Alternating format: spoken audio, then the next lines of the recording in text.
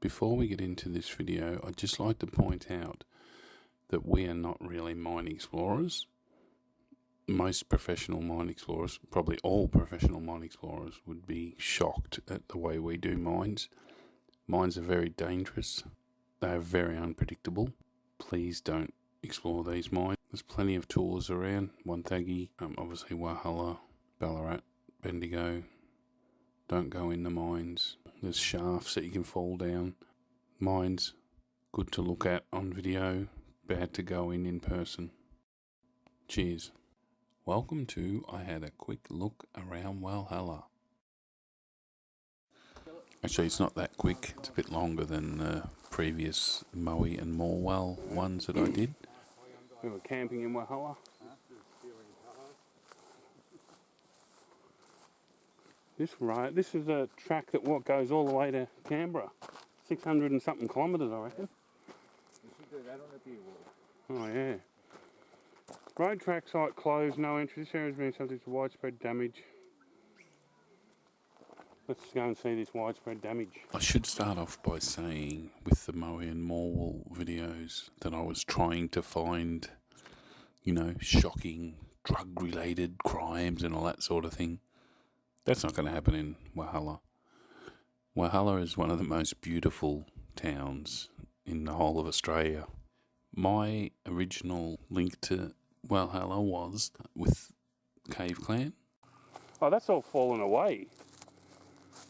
That never used to be like that. Yeah, that's fallen away. That's going to eat away into here eventually. Hopefully those trees hold it for a while. We used to go and explore the mines there. We'd camp for a couple of nights. I always thought, we'd been going there since the late 80s, early 90s, but from what I can find, it appears that in 1999, Swipe told us about Walhalla and how good it is. So I asked him whether that was the case, whether he brought it to our attention, and this is what he had to say. Yeah, I went to Walhalla probably about 6 months before we went as a clan. I went with a group of my friends, so I already knew about it. And we camped in the same campground that I stayed in with the mates. But they didn't really go exploring in the caves, but yeah, went there and I fucking fell in love with the place. Oh, gotta go back. I don't know what year it was though.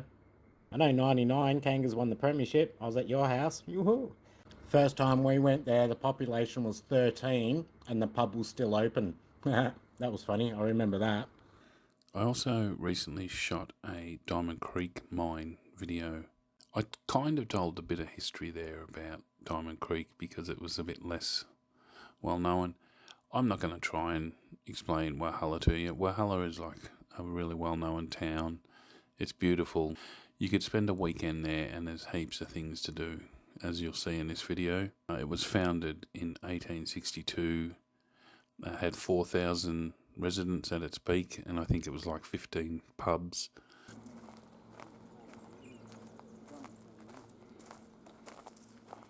We stayed at that school cabin once, that was really good.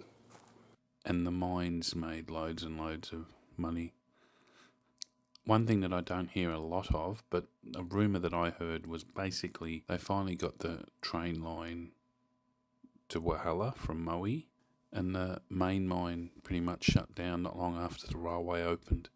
And the main use for the railway was, they pulled down all the houses and chucked it all on the trains and shipped it out. And you're going to go over the mine entrance here, Russell. So, the trains were used to take everything out. I don't know, I meant to ask Ben whether that was the case, but I forgot to ask him. So we had heard about Walhalla, and I got a feeling, we always had hoped to get out there at some stage. And Swipe was just the one that, pushed us to do it and said, hey, this place is awesome. But after then, we did it quite regularly, and other groups of Cave Clan people have done it. The mines have, gradually become harder to explore. So see in front of us, they fenced it off as the fence is gone now. See that path? I've never seen that path before. Go have a look at it. Yeah, this was fenced off, and I think they were, turning it into, they were remining it. There's a gate in there or something. What's it say? Please put hair nets in bin. I don't think this is part of the tour, this one. Can I just get past for a sec? Look out, dog. Oh wow, yeah, no, this is, I've never seen this one before. This is always fenced off. That looks pretty cool, actually. Well, you do have to go further to get to the ones that haven't been, I say, deliberately sabotaged or made harder to get in, or, you know, they put mounds in so that the water and mud pile up. But anyway. What's at the end of... There's lots of like Airbnb type things, cottages and that. And if you're looking for a holiday house, there was lots of houses for sale when we were there. But there's plenty of other places to stay. We stay at the Chinese Gardens camping ground. There's another camping ground, which I think I drove into it once and had a quick look. Yeah, there's quite a few places to stay. It's also a good day trip. The blacksmith shop. You could stay somewhere nearby.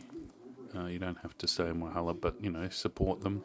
You know, the train tour, the ghost tour, the mine tour, it all supports the local community. It's a small community. Oi. They say there's 20 permanent residents, and then during the holiday periods it goes up to like a couple of thousand people. Something along those lines. I've probably got it totally wrong. But as I said, just do a search of Walhalla and you'll find way more information on the place. It's definitely worth it. 45 minutes out of Moe.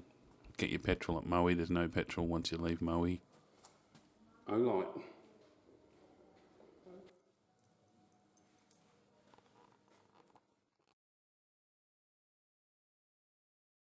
Couple of things before we make our start.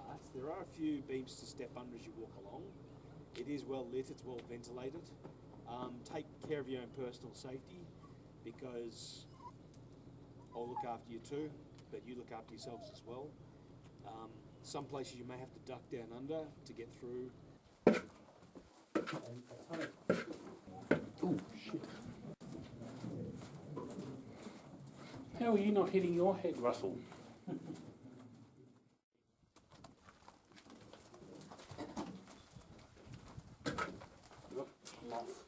Right, I'll give you a bit of history before we go in on Walhalla. Now, gold was discovered here in 1862. It was discovered by a man called Ned Stringer. He was a ticket of leave convict, he'd been free, and he comes here with 3 other prospectors. And he pretty much start where the Thompson River Bridge is, and he follows the creek into town. So pretty much the road that you drove in when you came into Walhalla, it follows the same course as that creek. Now, when they get into the very southern end of town, about where the cemetery is, they'll start to pan the creek there, and they're finding a very fine alluvial gold. So not the big nuggets and things you'll find like around Bendigo and Ballarat. It's a very fine gold. It's almost like a dust, and they have to pan for it. Now, once Ned realises he's got quite a bit in that creek, he knows he has to make a claim for that. So he takes off to a place called Bald Hills. It's now called Seaton, and he makes his claim over there. But for him to get from here, get over to Bald Hills and get back again, that takes him about 2 weeks. And in that time, there's plenty of men in the area who've worked out something's happening here. Even as he made his claim, there were 14 men that followed him back. Within about 3 months, they've got about 300 men in that creek, all looking for their piece of gold. And they pretty much cleaned the creek out in those couple of months.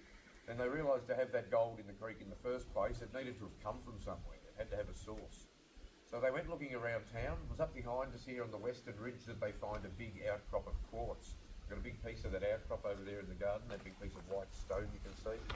When you find that, the gold is visible in the stone, and there's a lot of soft puggy clay around the quartz as well. That would have had gold in it too, that was getting washed out in the rain.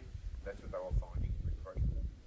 Now the quartz reef runs for about 5 kilometres through Walhalla, and it runs in a north-south direction. So when they dig this mine, they dig it east-west. They want to try and intersect the quartz reef and hit it head on. Now, a lot of the early mines in town, they started really low down on creek level, and they were getting pretty good gold within about 2 years. Now here, we're sort of halfway up the mountain. They weren't sure how they were going to go, because they knew the quality of the reef decreased in gold the higher up they went, and it improved in gold the lower they went. So halfway up the mountain, they're not sure. They still got shareholders together though. They raised about £14,400, and they start the Hercules United Gold Mining Company. and it was on this spot in 1865 they started to dig this mine. Let's go. A lot of bells. So every time it stopped and every time it started, you're hearing these bells in the mine.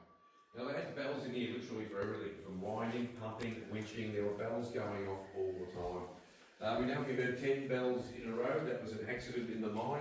And if you heard 15 bells, that was a serious accident. They wanted you to leave the mine. So you'd always be listening out for these bells, trying to count them up in your head every time you heard them. Now, as for deaths in the mine, they really only have a record of about 50 men dying down here.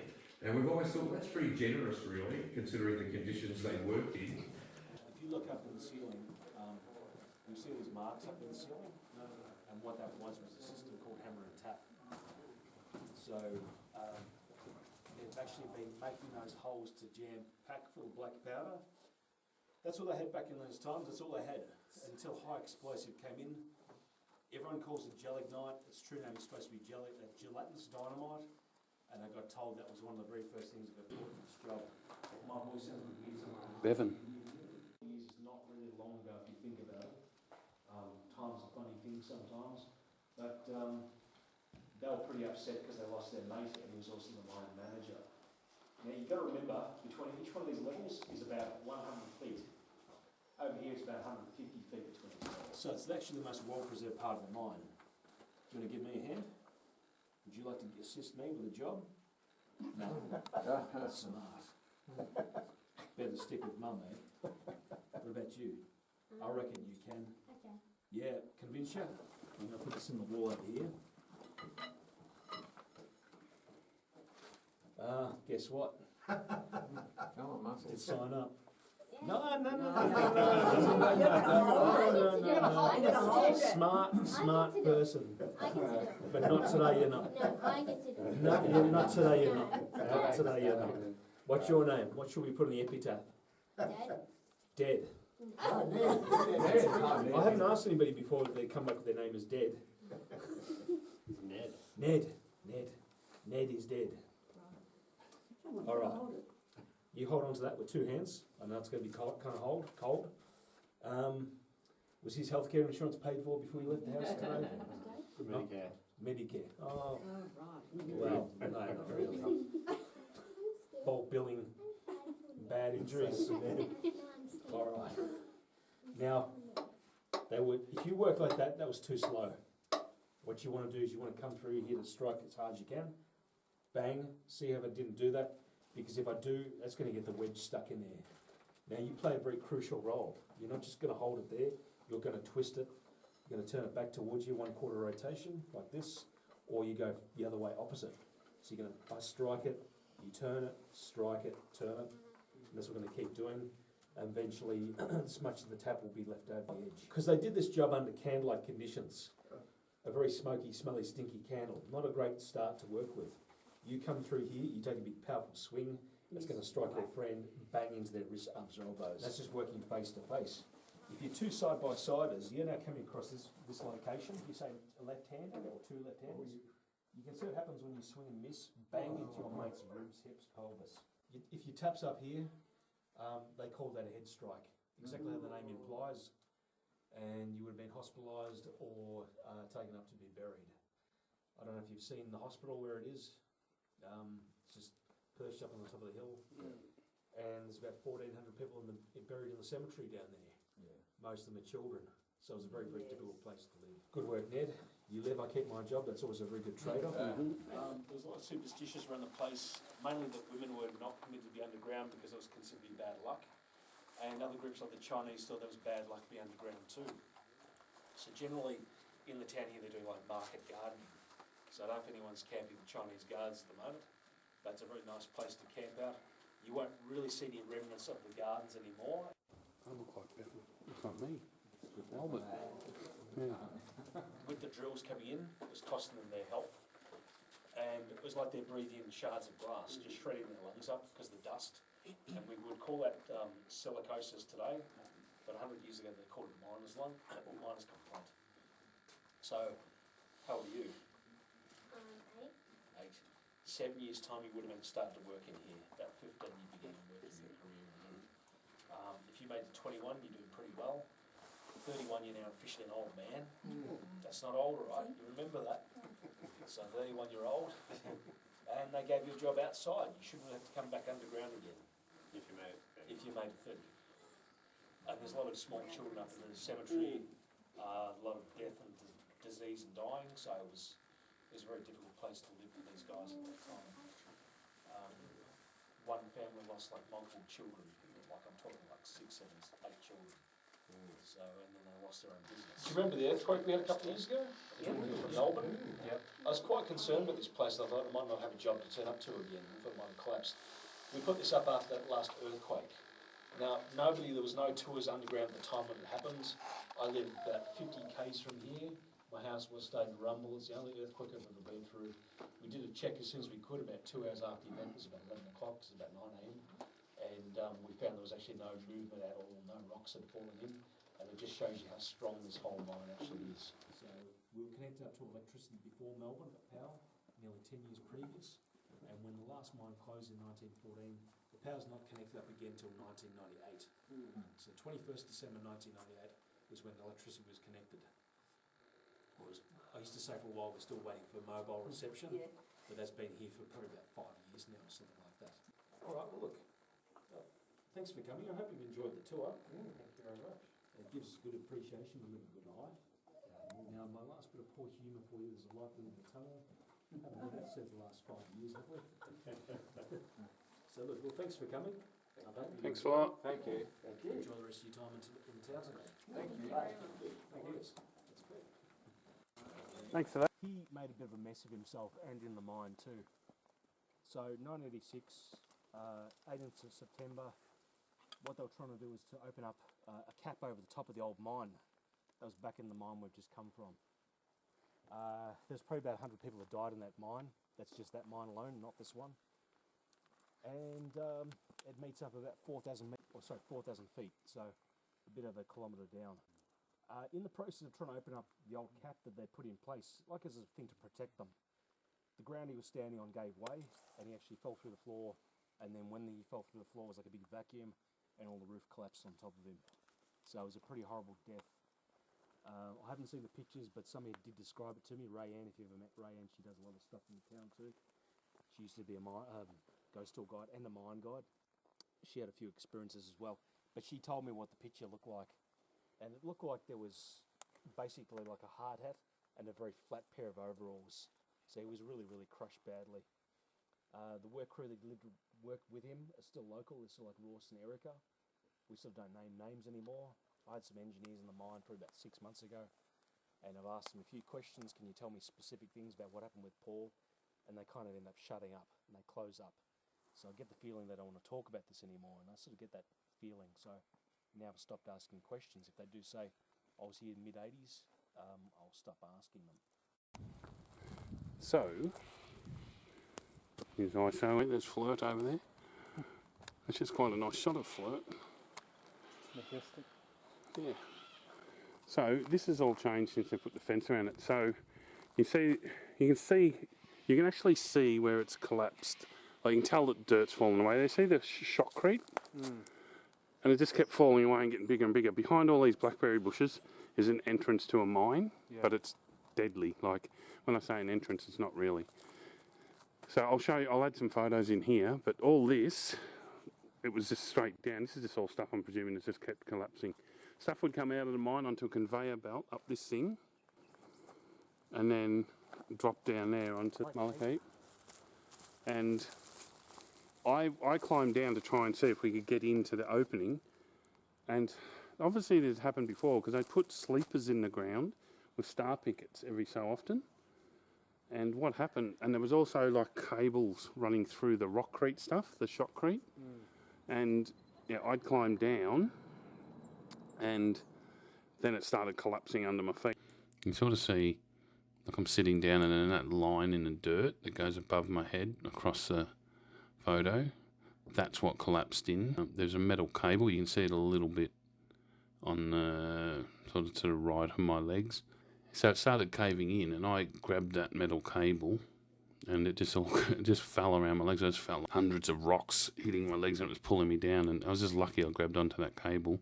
You can see there when I'm standing up, you can see how much fell in. Just heaps. It just kept falling and falling. You see beans on the left there of the stick after it all happened.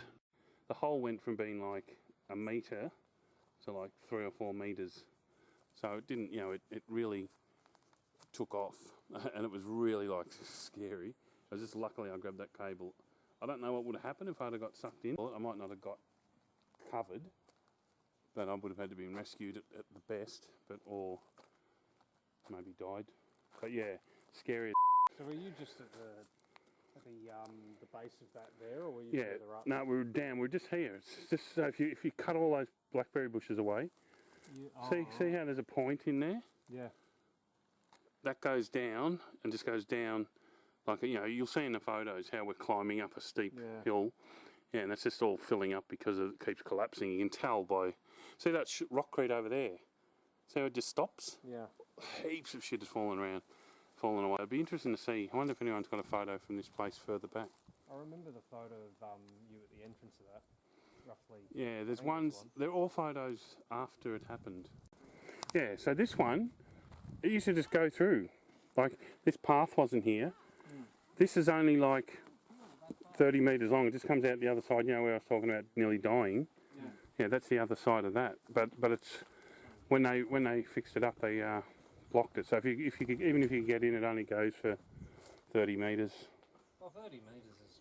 Yeah, but it used to go all the way through. You could walk through it instead of going on the path here. It was like a shortcut. Yeah, cool. Yeah.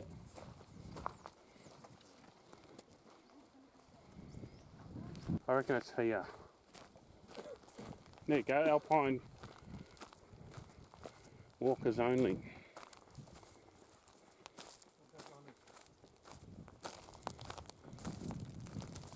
Goes all the way to Canberra. Oh, you could get in. Oh, yeah. It's big. Squeeze. Yeah. Now, we've lost a few friends this last couple of years through COVID, and one of them was Sally Barton. Now, she actually recited her whole story, her life story. We recorded onto a mini disc, and she had about 2 hours, 3 hours worth of information to tell us. So before she died about 4 years ago. This is about 2021 or something around there. And her family was quite concerned because at that time, World War II, they thought the Japanese was going to invade. So they thought, okay, Melbourne's not a safe place to be. Let's just get away from that, and let's bring our family up to here. And if there was an invasion, this should be one of the last places to fall. Now, before she died, she told us something about this building. She might have been down this end of the building, the left-hand portion, and there's a couple of bedrooms down the other end of the hallway down here. The ward is still there, the morgue is still there. It's quite amazing. If you ever get the chance of going up there, it's privately owned, so probably chances are pretty slim. But BT, who's the football commentator, he's the one that owns it, and it's really good because he's got the money. He can actually look after the way it needs to be restored and repaired, and he's getting there pretty well with it. 50 metres? I want it now! Okay, we're getting into the video. So far, the mine, as far as mine tours go, I'd give it a 9 out of 10. The pub, probably the worst thing about the pub is Walhalla just doesn't have space. But it's a nice, cosy pub. I'd give it about an 8.5 out of 10. The food was really good, and the service was excellent. I'll jump ahead to the ghost tour. I think maybe we just had done a lot of walking during the day. So I'll probably give the ghost tour a bit under 8, like 7.8. I liked the tour. I love the red sensor going off outside the mine. Like you'd think if a ghost detector was going to go off, it would go outside a mine that between 50 and 200 people died in. But yeah, definitely worth it.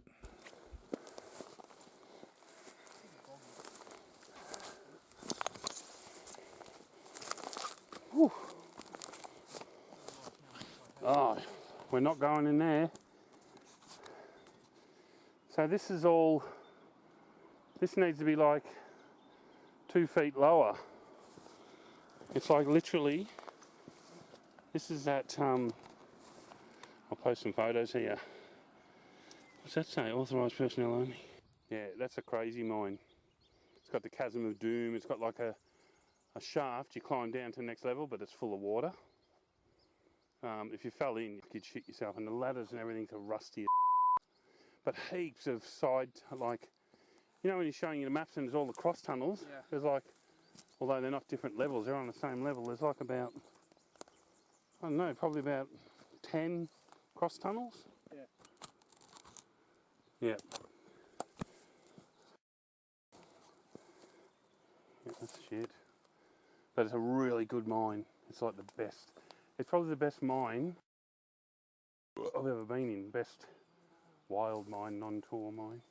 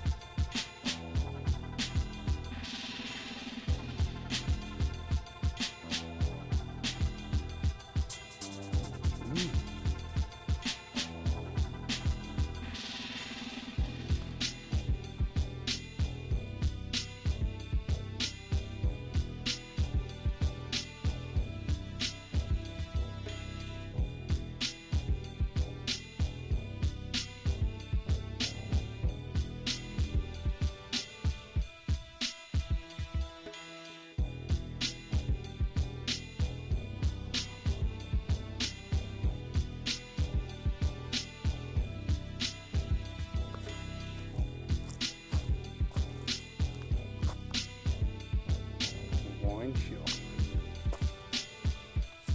See where I get the wine. Cool.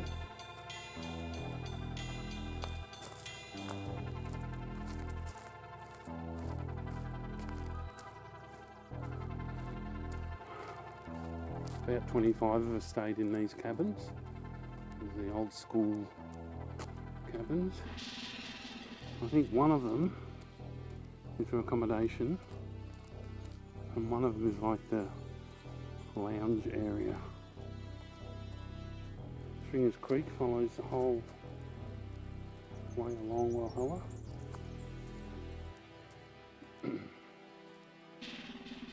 There's a cricket pitch up there. They literally just cut the top off the hill because they didn't have the land. So it's quite a unique cricket pitch. And there you go. Yeah, so that's accommodation. That's the lounge area, toilets, showers. And I think the caretaker stays there, although maybe they've just turned it all into accommodation.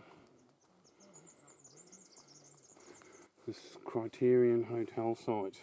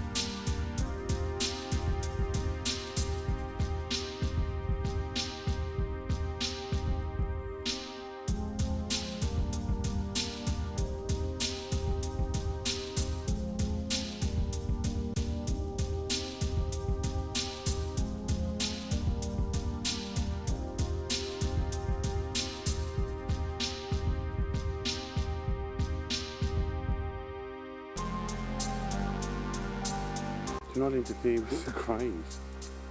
Ed Gein.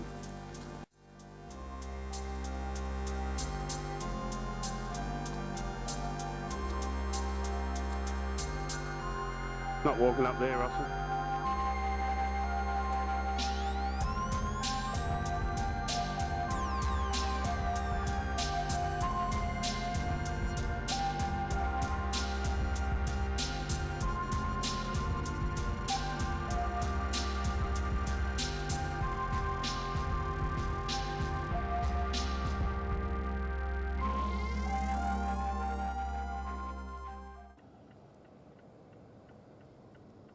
Yeah, so I had intended to film the steam train going over the old ridge and get this classic shot that would, make everyone want to watch my video.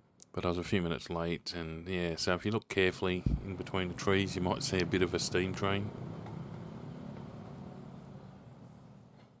As you're driving into Walhalla, just before you get to the steam train station, you'll see a sign saying Horseshoe Bend Tunnel. It's worth a look if you're into that kind of thing. It's not much to really explore.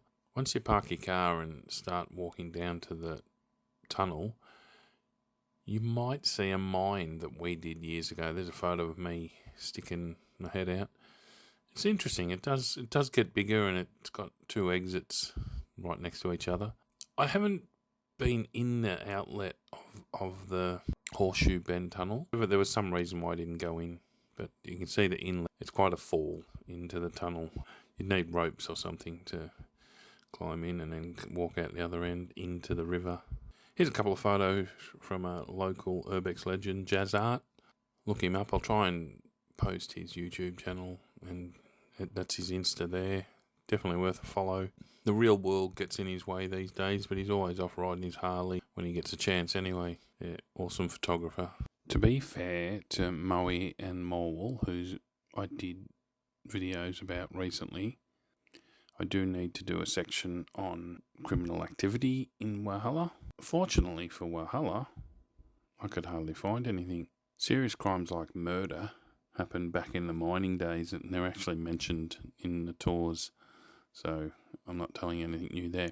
The only thing that really jumps out at me was this guy who got caught out for pretending he was an Anzac when he wasn't, or a Vietnam vet, I think. It started off as a small lie and grew. He was trying to do the right thing.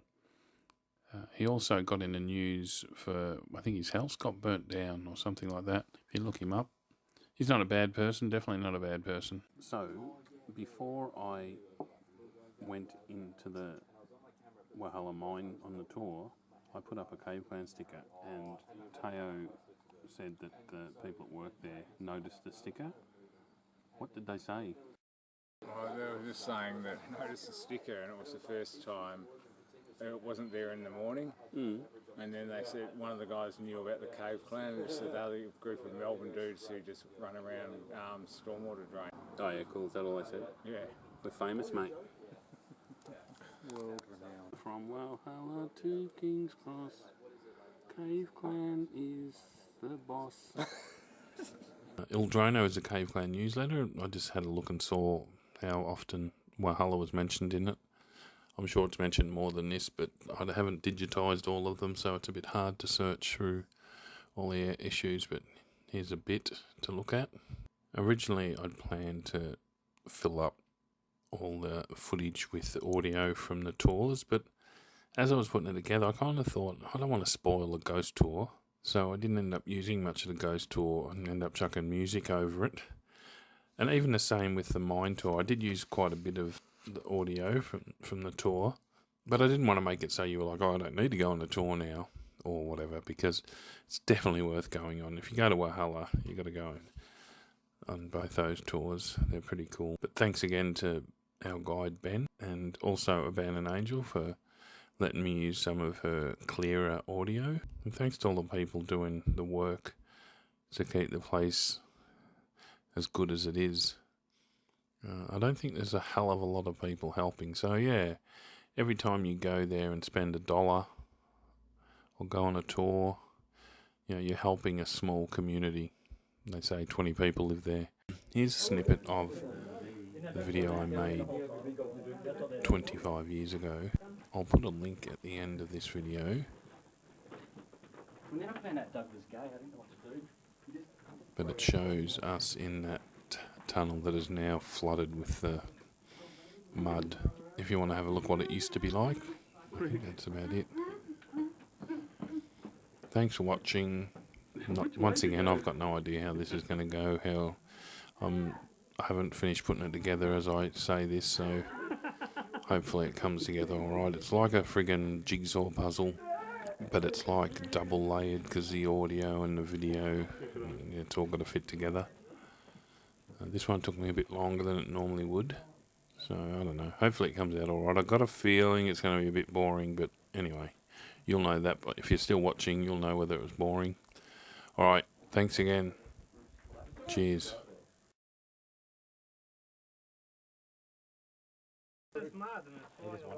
It's funny because my dad bought me a torch at Christmas, so I never brought it along yet. Real good one. I go, why'd you buy me a torch? He goes, oh, because I wanted it. Just keep it on. The bowling ball present.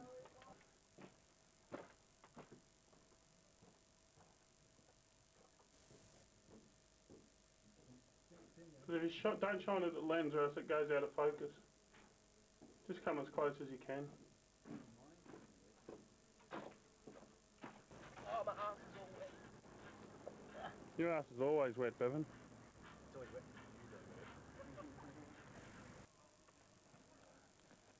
I'm filming your jocks, Mirror. Hanging out one side of your shorts. Zoom in. KLP, mate. Fucking KLP. KLP-ness. On torture chamber because it's like almost too bright here.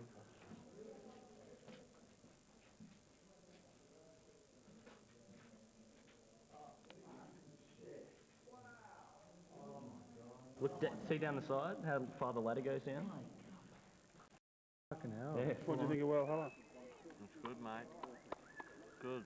Good. It's the best, mate. It's so good. And can we have a look at that cut on your head?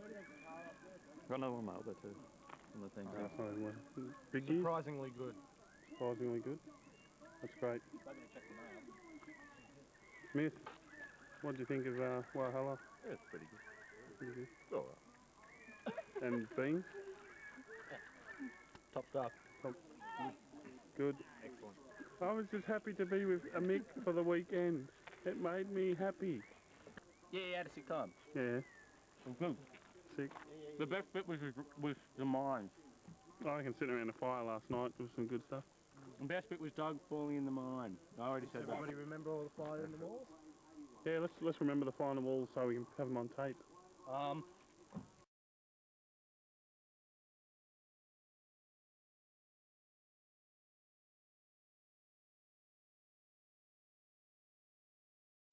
Help, help, help! Doggo. Nah, bullshit, you in your sleep. Help, help. Leave me.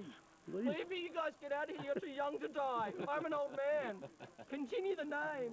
Please leave me.